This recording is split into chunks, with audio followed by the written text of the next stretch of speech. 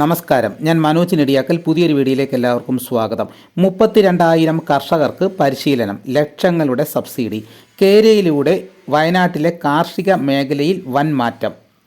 വയനാട്ടിലെ കാപ്പി കർഷകർക്ക് കൂടുതൽ പ്രയോജനം ലഭിക്കത്തക്ക രീതിയിൽ കേര പദ്ധതിയിലൂടെ പ്രാധാന്യം നൽകുമെന്ന് കൃഷി മന്ത്രി അന്താരാഷ്ട്ര പുഷ്പമേള പൂപ്പൊലി 2026 അമ്പലവയൽ പ്രാദേശിക കാർഷിക ഗവേഷണ കേന്ദ്രത്തിൽ ഉദ്ഘാടനം നിർവഹിച്ച് സംസാരിക്കുകയായിരുന്നു മന്ത്രി. വയനാടൻ കോഫിക്ക് വളരെയേറെ പ്രത്യേകതയുണ്ട്. പശ്ചിമഘട്ട മലനിരകളാലും കേരളത്തിൻ്റെ പ്രത്യേക കാലാവസ്ഥ കൊണ്ടും വയനാട്ടിലെ കാപ്പി ഏറെ പ്രസിദ്ധമാണ്.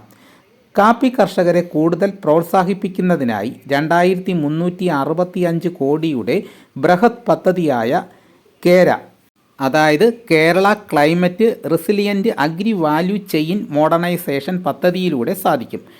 32,000 കർഷകർക്ക് 4 വർഷം കൊണ്ട് പരിശീലനം നൽകും. ജലസേചനം, വിപണനം, സർട്ടിഫിക്കേഷൻ വർക്ക്ഷോപ്പുകൾ തുടങ്ങിയവയിൽ കർഷകർക്ക് പരിശീലനം നൽകുമെന്നും മന്ത്രി പറഞ്ഞു. 25 സെൻറ്റ് മുതൽ 10 ഹെക്ടർ വരെയുള്ള കർഷകർക്ക് പദ്ധതിയുടെ ആനുകൂല്യം ലഭിക്കും. 1 ഹെക്ടറിന് 1,15,000 രൂപ വരെയും സബ്സിഡിയും ലഭിക്കും. മെച്ചപ്പെട്ട തൈകൾ ഉൽപ്പാദിപ്പിക്കുന്ന നഴ്സറികൾക്ക് 6 ലക്ഷം സഹായവും നൽകുമെന്ന് മന്ത്രി പറഞ്ഞു. വയനാട്ടിലെ പൂപ്പൊലി ഏറ്റവും പ്രധാനപ്പെട്ട പുഷ്പമേള ആയി മാറിയിരിക്കുകയാണ്. പൂപ്പൊലി കേരളത്തെയും ലോകത്തെയും ആകർഷിക്കുന്ന തരത്തിൽ മാറുമെന്ന് മന്ത്രി പറഞ്ഞു.